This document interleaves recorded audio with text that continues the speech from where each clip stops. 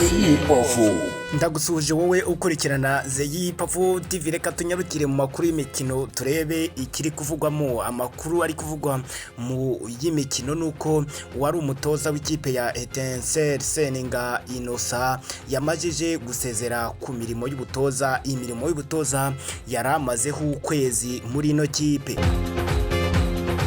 Mu kwezi gushize Seninga yagaruwe nk'umutoza mukuru muri Etincelle, ndetse tariki 16 Nyakanga yari yahise atangiza imyitozo y'iyi kipe yo kwitegura umwaka w'imikino wa 2025-2026. Gusa amakuru avugwa nuko muri iki gitondo cyo kuri uyu wa kabiri yavugaga ko uyu munsi atatoje iyi kipe ikomeje imyitozo, aho byakekwaga ko yamaze gusezera. Uyu mutoza waruherutse no kwikoza muri Zambia, ariko ibyo ikipe yari agiye gutoza bikazamo kirogoya, yemeje ko yamaze gusezera iyi kipe ya Etincelle yari iherutse kumuha akazi. Avuga ko nta baruwa yanditse isezera kuko yari atarahabwa amasezerano y'akazi, ahubwo ko we icyo yakoze ari uguhagarika inshingano. Yagize ati nta mpamvu yo kwandika nsezera kuko nari umunyakiraka, kuko nta faranga na rimwe ryabo nahawe.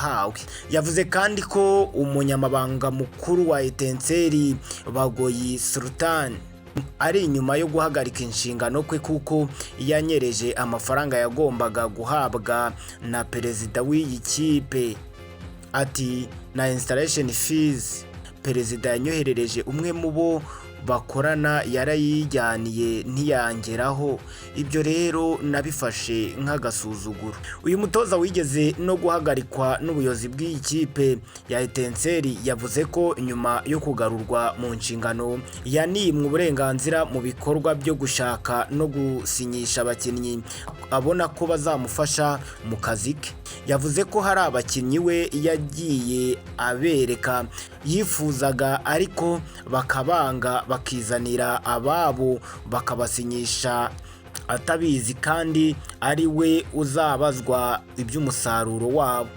Avuga ko ibi byose byatumye afata icyemezo cyo guhagarika inshingano ze nk'umutoza wa Etincelle wagombaga kuzafasha ikipe muri shampiyona ya 2025-2026 ibura iminsi mikeya ngo itangire.